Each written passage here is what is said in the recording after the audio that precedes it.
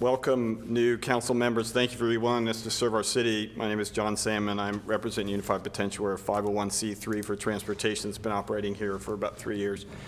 I've been a physician here for over 2 decades, but redirected my career with the goal of improving community health using novel technology solutions.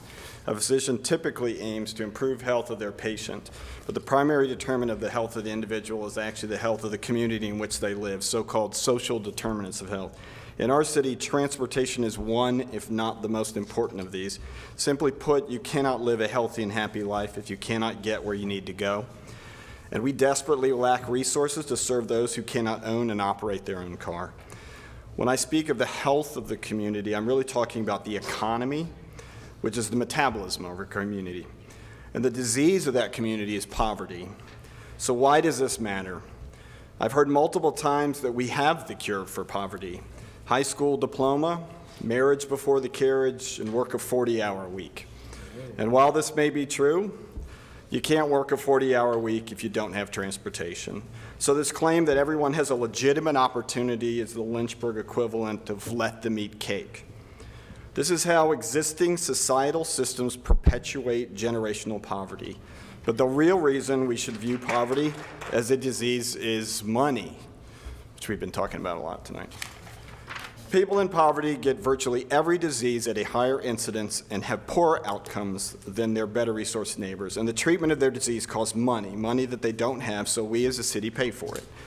I sent you some local data that conservatively puts the annual spend on the extra disease, not all of it mind, the extra disease in poor people in 4 major categories: type 2 diabetes, cardiovascular disease, cancer, mental illness. And the sum for just these 4 is on par with the annual budget of the public school system, or $100 million. So can we do anything about this? Well, yes, but obviously we have to evolve beyond what we have been doing. Fixed route transportation in smaller cities and rural areas is not effective, and it costs money regardless of the number of passengers. Our local spend has grown to $15 million annually. That's a figure that's hard to wrap your head around, so I'm going to show you what it looks like. It's $42,000 a day, which, considering the bus system, is about $1 a second. Microtransit, connecting smaller vehicles to serve the specific and varied needs of individuals, is proven to work. We've been doing it around the country. We've been doing it here for 3 years. I sent you data from Wilson, North Carolina, a city about half our size that's seeing tremendous success. Note that 52% of their rides are getting people to and from work. If we extrapolated the money they spend to what we spend, we would be enabling the employment of 1,500 people. Or if my company was given this funding, I could run 83 Model X Teslas and employ 166 people, paying them $55,000 a year plus benefits, and make those cars available 24/7. So how do we do this? It usually starts with somebody being paid to do an evaluation, or you can just put out an RFP, because we're more than prepared here. Our system is like nothing else and is designed to be financially self-sustaining by providing a service not just for those who lack money for transportation, but for people like young people or elderly or anyone who would rather have someone else do the driving, people who will pay money for a service that they find valuable.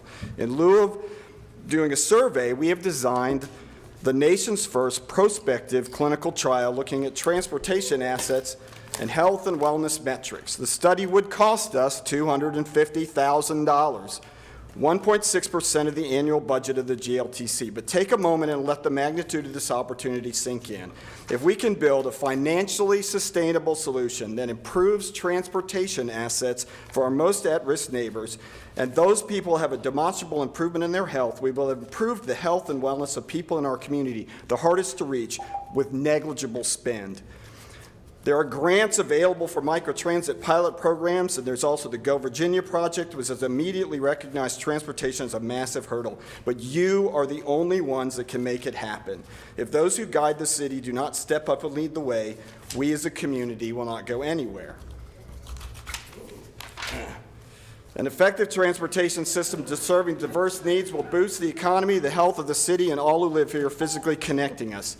It will reduce the cost of living, making educational and employment opportunities more available.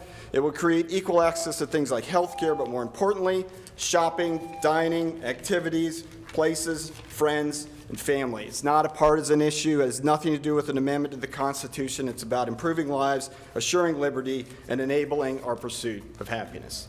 Thank you. Thank you, Dr. Salmon.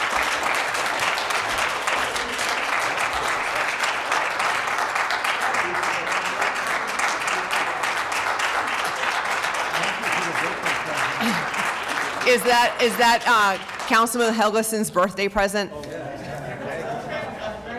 Spend it wisely. Timothy Santiago's next. Okay, yes. You want to give them a minute?